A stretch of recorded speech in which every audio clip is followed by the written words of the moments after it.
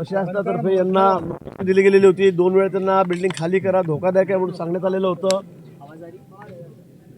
पण रात्री काल ज्यावेळेला बिल्डिंग कोसळली, इमारत कोसळली, त्यावेळेला या ठिकाणी दुरुस्तीचं कामही सुरू होतं आणि ते रात्री सुरू होतं। या ठिकाणी सगळे कॉलम आपण बघतात ते सगळे आसारे दिसत आहेत, खराब झालेले आहेत आणि त्यांना रिपेअर करण्याचं काम कोण कॉन्ट्रॅक्टर असेल, ठेकेदार असेल, तो या ठिकाणी करत होता। परंतु हे करत असतानाच ही इमारत अचानकपणे कोसळली। पण नशिबाने खरं म्हणजे याच्यामध्ये जवळपास 30 परिवार राहत होते, कुटुंब राहत होते आणि त्यांना सर्वांना बाहेर काढण्यात आलेलं होतं।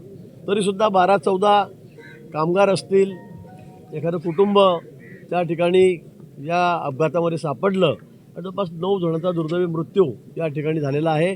अजूनही शोधकार्य सुरू आहे। सगळ्यांच्या सांगण्यानुसार अजून 3-4 जण खाली असतील अशी भीती वर्तवली जाते आहे।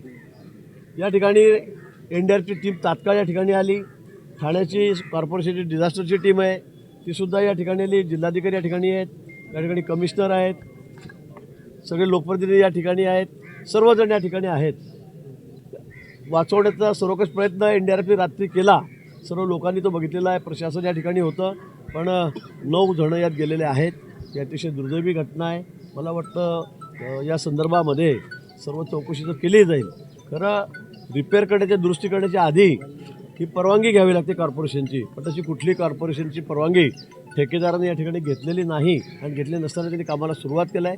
तो सगळे पिल्लर फोडत होता, आसारी उघडी करत होता, त्यावर त्याला रिपेअर करत होतं आणि त्यातच काहीतरी चुकलं आणि ती इमारत पूर्णपणे खाली कोसळली आहे।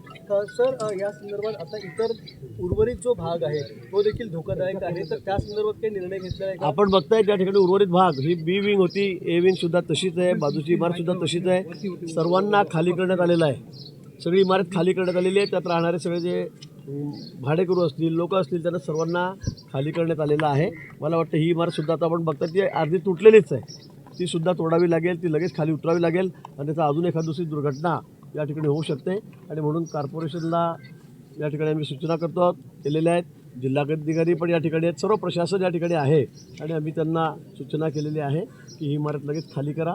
पण या ठिकाणी रात्रभरापासून एनडीआरएफ असेल, ठाणे महापालिका कर्मचारी असतील, या ठिकाणचे सगळे कॉर्पोरेशनचे पोलीस यंत्रणा आहे, रात्रभर या ठिकाणी जागून त्यांनी खूप प्रयत्न केले लोकांना जिवंत काढण्यासाठी। परंतु दुर्दैवाने 9 लोक